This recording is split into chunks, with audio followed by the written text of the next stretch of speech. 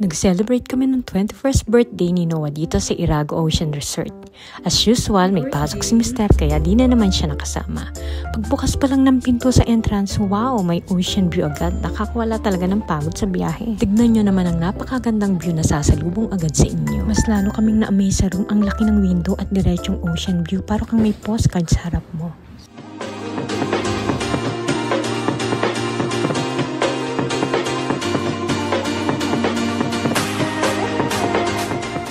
After namin dito, pumunta ulit kami ng 3rd floor para tikman ng gelato.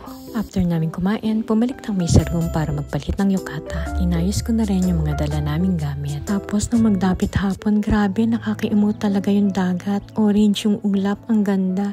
Sabi ng anak ko, si daw siya.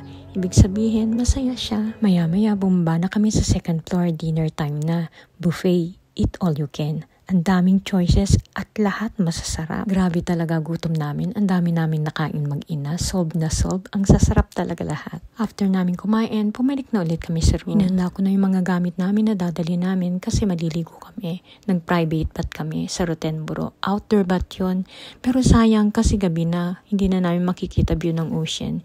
Yun pa naman ang binayaran namin dito. Kaya lang, ano magagawa ko? Gusto ng anak ko. Pagbigyan natin ng birthday celebrant. Natutuwa lang talaga ako sa bonding namin ganito kasi meron kami mga deep conversation. After maligo, tulugan na. Kinaumagahan, 5:30 kami nagising. Pero sayang di namin inabutan yung sunrise. 7 o'clock AM, breakfast buffet ulit. Umaga pa lang, busog na naman kami. Paano ka ba namang hindi gaganahan? Napakadami talagang pagkain dito. After namin kumain, konting pahinga at check out na. At siguradong babalik ulit kami dito.